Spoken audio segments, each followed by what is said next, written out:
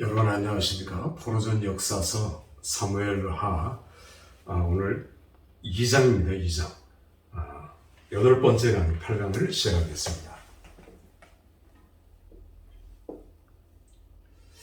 자, 사울이 길보아 산에서 이제 죽죠. 죽은 사울의 시신을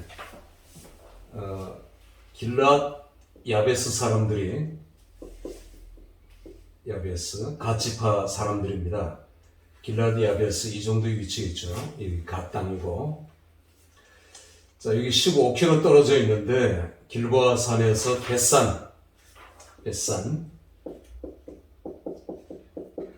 벳산은 굉장히 큰 도시예요. 그리고 이게 신약 시대에 와서는 더 커집니다.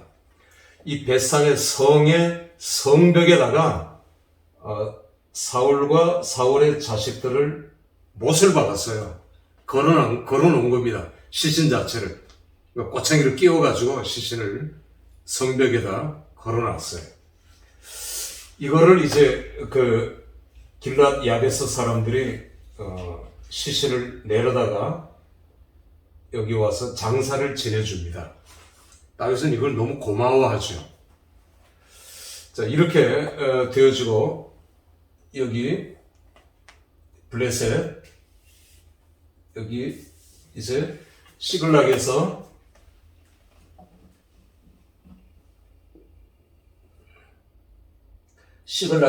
다윗은 헤브론으로 올라갑니다. 올라가니까 말리까. 다윗은 늘 하나님 앞에 이게 하나님 마음에 맞았어요. 올라가니까 그렇게 말까요? 우리의 기도는 지가 다 올라가 놓고 하나님 이제 어떻게 할까요? 이건데 처음부터 해야 돼요. 하나님 할까요 말까요? 이거부터 내가 다 해놓고 하나님 도와주세요. 이게 아니라 다윗은 늘 물어가도 돼. 이게 하나님 마음에 합한 겁니다. 자, 헤브론은 그래서 유다 지파고 다윗이 좀 더 이제 유다 지파의 지지를 얻을 수 있고, 다윗도 유다 지파니까 여기를 첫 수도로 삼죠. 첫 수도 7년 동안. 그리고 지난번에 얘기했듯이 930m예요. 그리고 계속 올라가는 길이 아주 가파른 그런 곳이고요. 이 헤브론에서 첫 번째 수도로 다윗은 이제 있게 됩니다. 그런데 북쪽은 이렇게 사울이 죽으니까 재빨리 하나 살아남은 이스보셋 아들이 하나 있어. 이스보셋. 막내 아들 이스보셋을 등에 업고 아브넬이 군장 아브넬, 군대 장관이죠.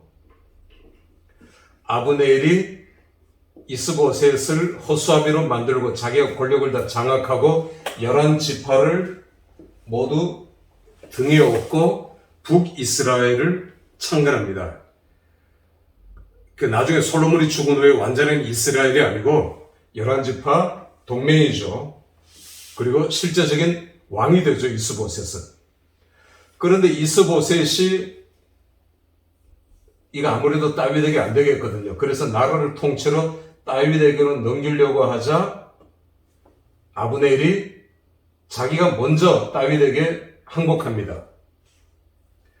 그래서 다윗의 군대 장관 요압이 이 아브넬을 회유해서 동생의 복수를 갚아요. 죽여요.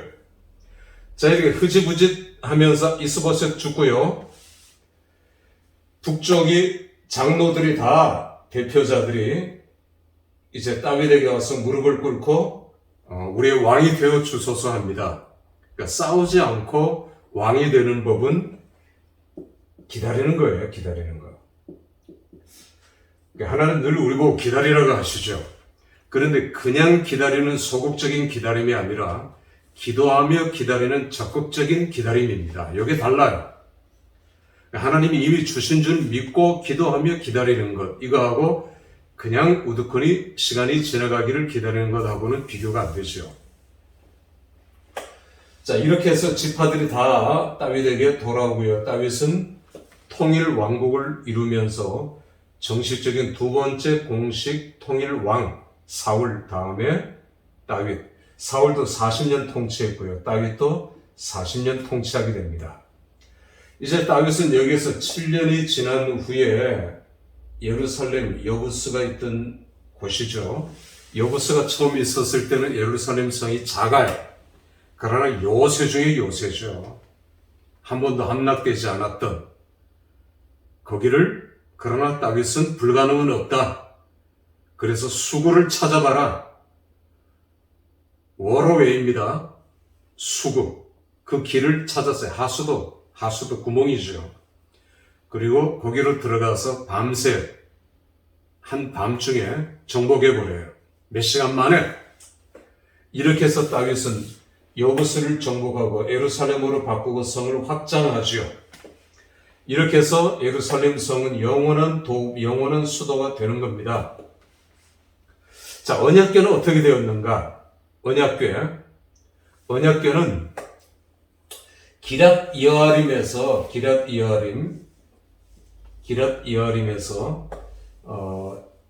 다윗은 언약궤를 다윗의 성소에 가져오게 하기 위해서, 모셔오기 위해서 3만 명을 보냅니다. 기럇 여아림에.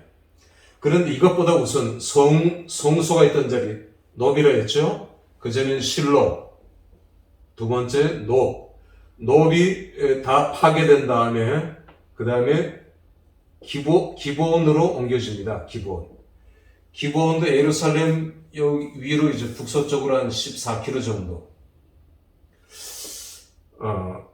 이 기브온에 성소가 있게 돼요. 성소. 불에 탔으니까 새로 이제 천막으로 똑같이 성소를 지었죠. 자, 그래서 다윗은 언약궤를 먼저 자기 예루살렘 성에 우리는 다윗의 성막 임시 예배 초소, 성소는 아니더라도 성소와 비슷한 크기로 지어진 다윗의 성막이 있었다고 봅니다. 여기 언약궤를 안치하려고 3만 명을 보내고 축제죠, 축제. 3만 명이 돌아오다가 그만 책임자가 우사도 제사장입니다. 소가 뛰니까 잡으려고 하다가 하나님이 치셨죠. 왜냐하면 방법이 틀린 거예요. 언약궤는 제사장이 어깨로 매야 돼요. 그런데 우사는 자기 방식대로 했어요. 그러니까 내 방식대로, 내 고집대로, 내 생각대로 이게 무서운 겁니다. 말씀대로 해야죠. 약속대로, 언약대로 해야 되고요. 그러니까 다윗이 번쩍 정신을 차리고 제사장들을 급파하죠. 그래서 오벳 에돔의 집에 임시 거기에 안치되어 있던 언약궤를 제사장들이 어깨에 메고 돌아옵니다.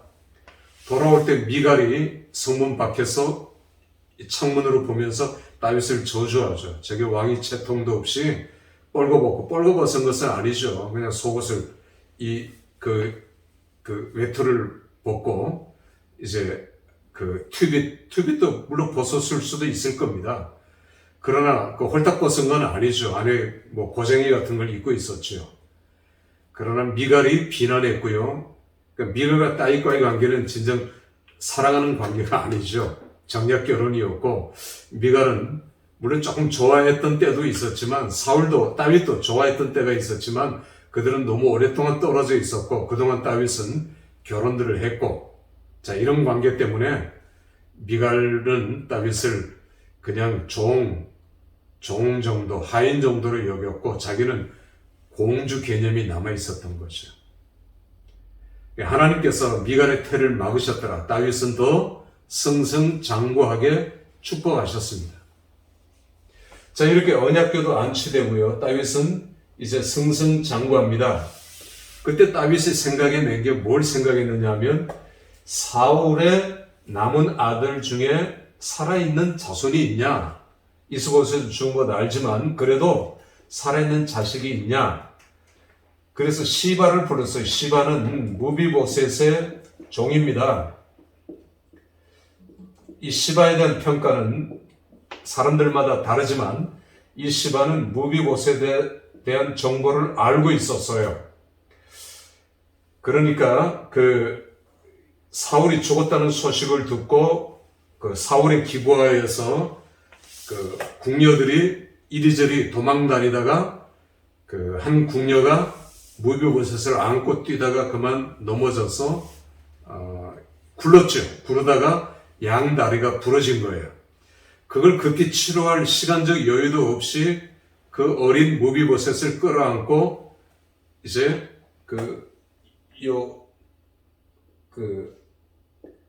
바로 밑에 갈릴리 호수 바로 밑에 로드바디라는 곳에 이제 숨어 들어가게 됩니다. 여기서 숨겨주죠. 그리고 무비보셋은 성인이 될 때까지 두려움 속에서 살아야 했었어요. 그런데 시바로부터 이 얘기를 듣고 다윗은 급합니다. 이 근처에 가서 다 뒤지게 했죠. 드디어 찾아냈어요. 무비보셋은 두려움에 떨었습니다. 그리고 다윗에게 가서 죽은 개 같은 나를 자기 자신을 완전히 낮추고 엎드린 무비보셋 죽이는 줄 알았죠.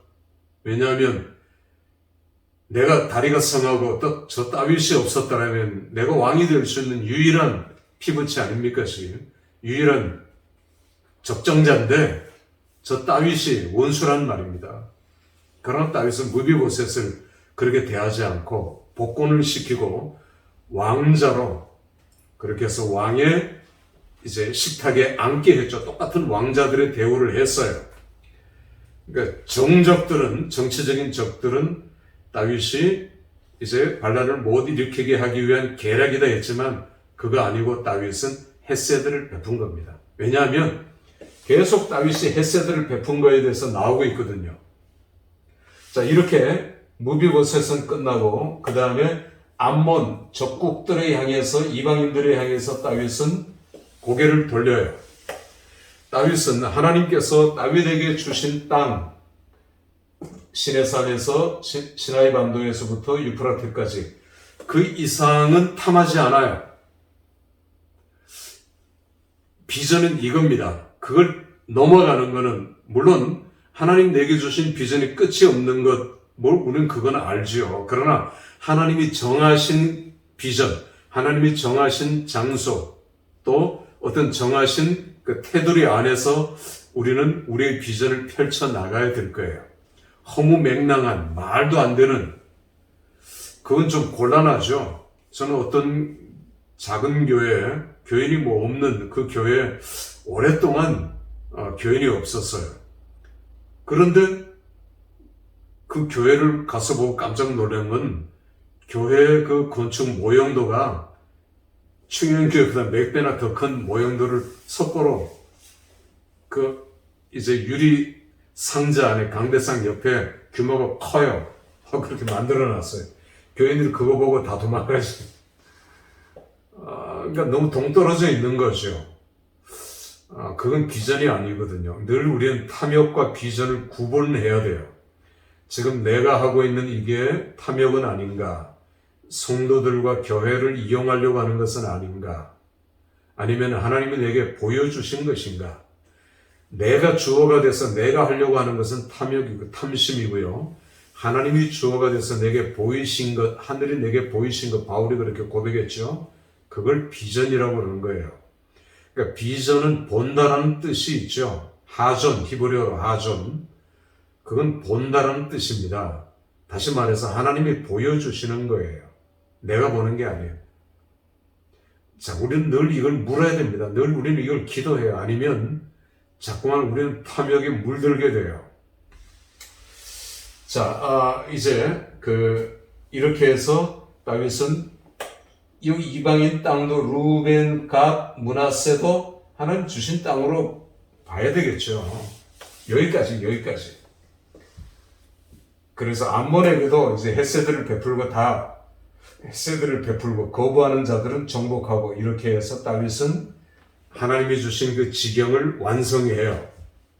그리고는 좀 교만해서 내가 메시아인 줄 알았죠. 자신이. 그러다가 그게 아니구나. 그걸 다윗은 나중에 깨닫게 되는 것입니다. 자, 이제 뒤로 쭉 넘어가서 사무엘하 7장을 보겠습니다.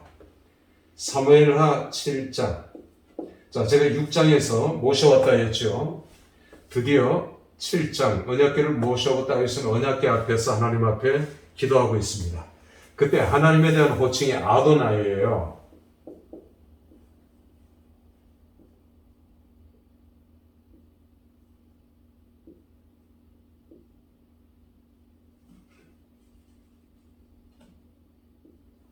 아도나이. 이 아도나이는 주예요. 주. 나는 자기 자신은 종이라고 했어요. 에베드. 이제 에베드가 종이에요. 종. 명사예요. 동사는 아바드예요. 아바드입니다. 몸만 틀리죠. 이건 섭니다. 동사하다. 그러니까 에베드와 아도나이를 7장 9절부터 계속 반복합니다. 그러니까 이때부터 아도나이가 나와요. 주, 영어로는 로드죠. 로드십, 주님의 주인 되심을 인정하고 고백하는 행위예요. 나는 종입니다. 당신은 나의 주인입니다. 이거거든요. 여기에 다윗은 엎드리면서 하나님 앞에 기도하고 헌신하고 서원하고 언약을 맺습니다. 그때 하나님께서 다윗과 언약을 맺는 게 다윗 언약이에요. 그래서 5절하고 11절에 하나님께서 다윗에게 네가 나를 위해 집을 지으려고 하느냐? 파이트입니다. 네가 나를 위해서 집을 지으려고 하느냐? 나도 너를 위해서 집을 짓겠다 할 때 앞에 집은 네가 나를 위해서 집을 지으려고 하느냐? 이거는 성전이고요. 내가 너를 위해서 집을 짓겠다 하는 것은 왕조, 다윗 언약, 메시아까지 이어지는 다윗 언약이라는 것. 같은 파이트를 썼지만 다르다고요. 우리도 이제 집할 때 집이 하우스가 아니고 물론 겉으로는 하우스지만 패밀리죠. 패밀리. 내 가족. 집. 그런 개념이듯이 파이트는 여러 개로 해석할 수 있는 거예요. 집. 그러나 왕조. 하나님께서 언어 유희를 쓰시면서 다윗의 말을 받으면서 이 다윗 언약을 체결합니다. 물론 다윗 언약은 예정되어 있었던 것이지만 다윗의 모든 행동을 보고 이때 다윗 언약을 체결한 거죠. 그러니까 다윗은 철저하게 주의 종 아도나이와 에베드를 고백하고요. 이 7장에 보면 그 다음에 다윗 언약에 대한 그 골자들이 내용들이 쭉 기록이 되어 있는 것들을 보게 됩니다.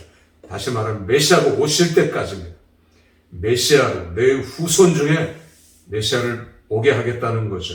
이것이 다윗 언약의 최종 골자입니다. 자, 이제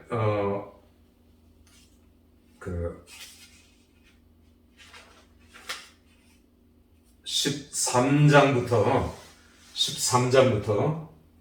모반, 다윗은 반란에 직면하게 되는 것을 우리에게 보여줍니다. 압살롬의 반란. 자, 여기까지만 지우겠습니다. 압살롬이 누굽니까? 다윗이 가장 사랑하는 아들이죠. 다윗이 많은 부인을 돕고 거기서 난 자녀들, 물론 압살롬 이전에 암논이나 이런 것들을 좀 생략하겠습니다. 시간 관계상. 자, 압살롬이 반란을 일으킬 때 헤브론에 제사를 드리러 간다 했어요. 제단을 쌓으러 헤브론에 간다. 그리고 여기 갔는데 누굴 데려갔느냐 하면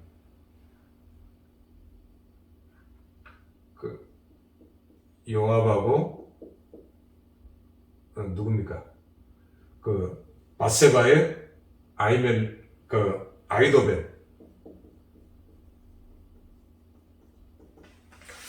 자, 이렇게 제일 중요한 인물은 아이도벨이죠. 아이도벨이